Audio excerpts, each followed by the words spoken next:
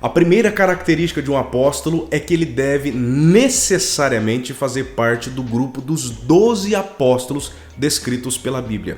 Antes que eu apresente os motivos disso, eu preciso te explicar que a palavra apóstolo no Novo Testamento possui dois sentidos. O primeiro sentido desse termo é o não técnico, que se refere a um missionário, a um mensageiro ou um pregador.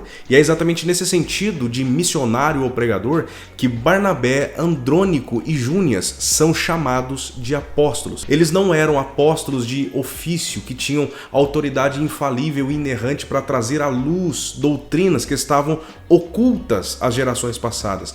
Eles não tinham autoridade para lançar os fundamentos da igreja e nem para ocupar o lugar de um dos 12. Então, nesse sentido, embora não seja recomendado, um missionário pode ser chamado de apóstolo. E eu digo que não é recomendado porque a maioria esmagadora dos crentes entende que esse título está diretamente relacionado a uma pessoa que está no topo da hierarquia eclesiástica.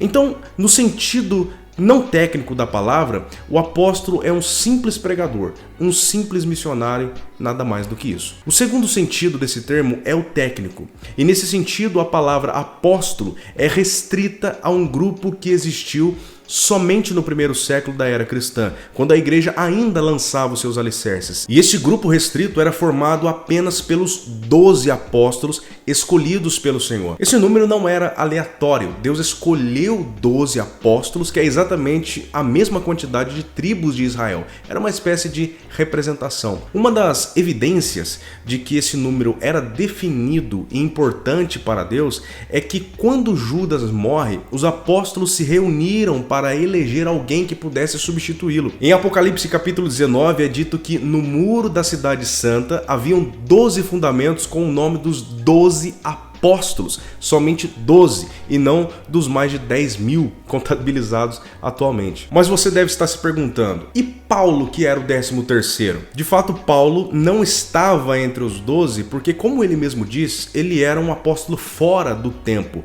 Ele foi escolhido por Deus para uma missão específica, pregar especificamente aos gentios. Os demais apóstolos entendiam que Paulo era esse apóstolo especial, era essa exceção. Embora Matias tenha ocupado o lugar de Judas pelo fato de Judas ter morrido, nenhum outro apóstolo foi substituído. Na medida em que eles iam morrendo, ia diminuindo a quantidade de apóstolos e nenhuma outra pessoa era ordenado ao cargo para que pudesse ser colocado no lugar deles. Quando João morreu, findou o período apostólico. João foi o último apóstolo.